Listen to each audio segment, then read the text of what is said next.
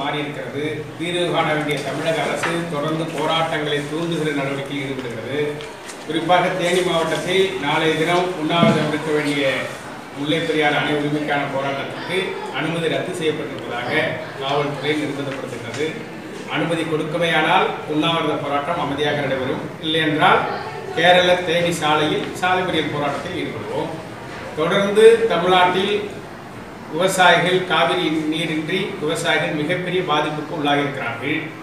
தமிழக அரசு விரைந்து அனைத்து கட்சி கூட்டத்தை கூட்டி பிரதமரை சந்தித்து காவிரி டெல்டாவை பாதுகாப்பதற்கு கர்நாடகாவிடம் தண்ணீரை பெற்றுக் கொடுக்க வேண்டும் என்கிற வலியுறுத்தல்கள் செய்ய வேண்டும் என்று தொடர்ந்து வலியுறுத்தி வருகிறோம். தமிழக அரசு அனைத்து கட்சி கூட்டம் கூட்டுவதற்கு மறுக்கிறார்கள்.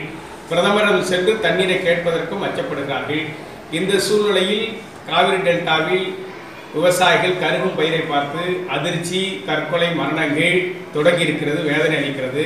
எனவே இதை தடுத்து நிறுத்த வேண்டுமானால் கருகும் பயிரை காப்பாற்ற கர்நாடகாவிடம் தண்ணீர் கேட்பதற்கு உடனடியாக தமிழக முதலமைச்சர் அனைத்து கட்சி கூட்டத்தை கூட்டி அனைத்து கட்சி தலைவர்களோடு பிரதமரை சந்தித்து வலியுறுத்தி தண்ணீர் பெற்றுத்தர வேண்டும் என்கிற கோரிக்கையை வலியுறுத்தி வருகிற பிப்ரவரி 6ஆம் தேதி தமிழ்நாடு முதலமைச்சர் மாண்புமிகு எடப்பாடி பழனிசாமி அவர்கள் வீட்டில் விவசாயிகள் சங்க தலைவர்கள் தஞ்சம் புகுவது என்கிற முடிவு எடுத்திருக்கிறோம்.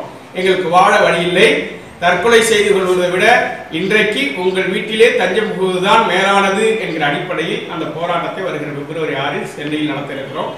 தமிழக அரசு விவசாயிகளுடைய போராட்டத்திற்கு மதிப்பளித்து தீர்வு காணுவதற்கான முயற்சியை மேற்கொள்வதற்கு பதிலாக காவல்துறையை வைத்து அச்சுறுத்தல் செய்வது மிகுந்த கண்டனத்துக்குரியது. இதை ஏற்க மாட்டோம். தமிழ்நாடு ஒட்டுமொத்தமாக விவசாயிகள் ஒன்றிணைந்து அந்த போராட்டங்களில் தீவிரமாக ஈடுபடுவோம் என்று எச்சரிக்கை.